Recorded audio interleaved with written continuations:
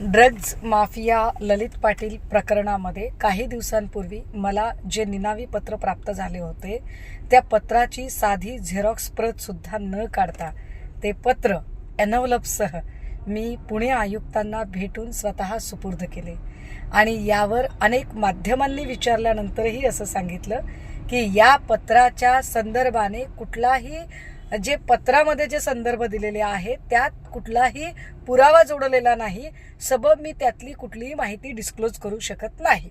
परंतु त्या पत्रामध्ये छोटी भाभी उर्फ नुसरीन शेख या व्यक्तीला अटक झालेली आहे ही माहिती निश्चितपणे मी दिली.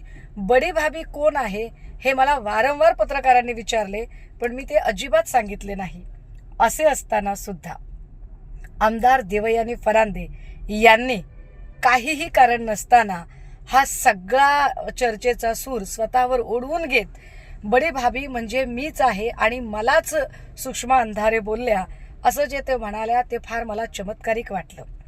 म्हणजे काही नावं उपाख्य असतात, जसं की डॅडी म्हटल्यावर आपण अरुण गवळी म्हणतो किंवा अजून काही छोटा राजन वगैरे अशी काही नावं असतात, पण याच्यामध्ये बडी भाभी म्हणजे देवयानी फरांदे हे नाव माझ्या स्वप्नात सुद्धा नव्हतं आणि तरी सुद्धा त्यांनी ते ओढवून घेतलं.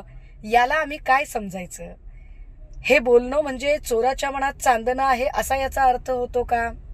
आणि स्वतःवर ओढवून घेत पुन्हा माझ्यावर हक्कभंगाचा प्रस्ताव वगैरे आणण्याची भाषा करणं, मला वाटतं की ज्या चुका मी केलेल्या नाही आहेत त्याची मला कुठलीही भीती बाळगण्याची गरज नाही.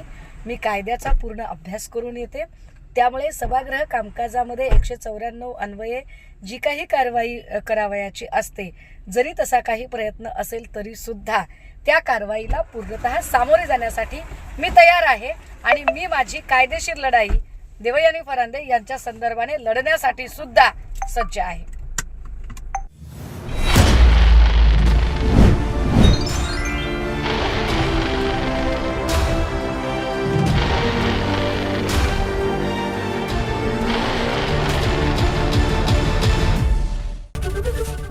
एबीपी माझा, उघडा डोळे बघा नीट.